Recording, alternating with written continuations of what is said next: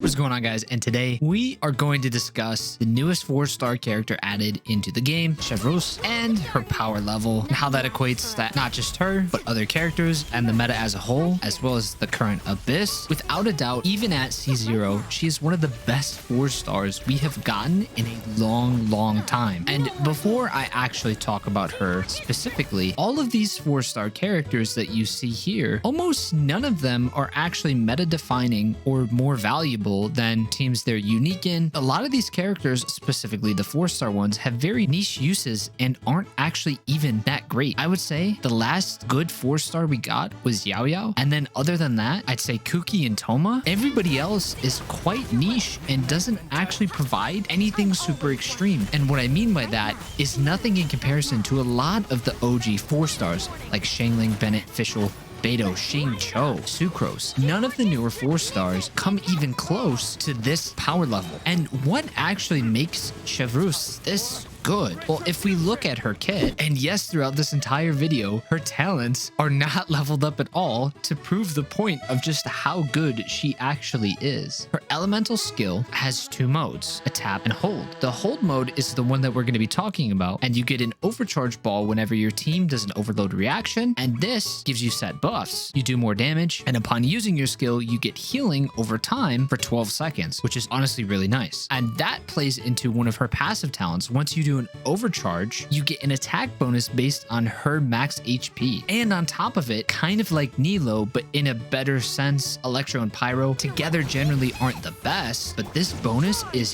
huge, and there's a lot more flexibility than you can with Nilo teams, but this here is phenomenal. If you do an overload reaction, not even having to apply the element like with Kazuha, so somebody like the current Hydro boss that permanently has a Hydro aura, and you cannot get Pyro on it at all, you can get Electro for a taser reaction. If you do overload on this boss, so you hit the Electro Aura with Pyro and you overload, the resistance to both of these elements are decreased by 40% for 6 seconds. It's basically having VV without having an Animo character. So not only do we get a bunch of attack percent for everybody, we get resistance shred, we get healing over time, and with our constellations, we get more bonuses. Energy, a little bit more damage, talent level. Basically just gives more particles as well as a bit more damage. Talent levels C6, which I do not have, and you can see these characters getting massive buffs already from her, giving you up to a maximum of 60% Pyro and Electro damage. My Kazuha, with almost 1,000 elemental mastery, gives only 30% damage bonus. Not only does this character shred resistances like Kazuha, not only does this character give more elemental damage potentially than Kazuha, this character gives a lot of attack percent. Oh, and this here, which is kind of nice for dodging. Chevreuse is one of the best 4-stars, if not honestly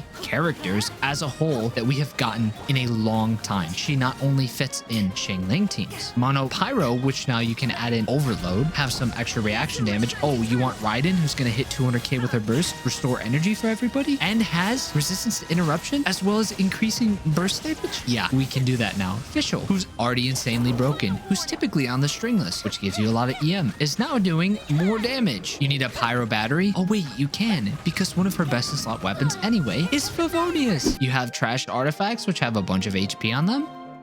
Guess what? She loves that. This character is phenomenal, and I had such a good time using her. It was such a refreshing thing. 3 4-stars on a team and clear a boss with 3 million HP in a minute. I don't know if I can clear any faster. She's fun. She's good. You get to like aim scope with a gun. Like, this character's great. She looks cool too. I have no other words aside from this character's amazing. And if they keep adding characters like this, which do add value to certain teams and make them truly worth using, then that's all I can ask for. We have characters like Kaveh, who's just a worse Nilou and doesn't actually provide really anything in a lot of teams. He doesn't even have good Dendro infusion. We have characters like, we have Mika, Farazan, who's good in Shout and Wanderer teams, but especially at high refinement. This character, Chevreuse, does not need high constellation. She is phenomenal at C0, but only gets better as you get more constellations. The only other character we've had in recent past is Yaoya, who came out a year ago. Chevreuse is without a doubt the best 4-star that we have had in a long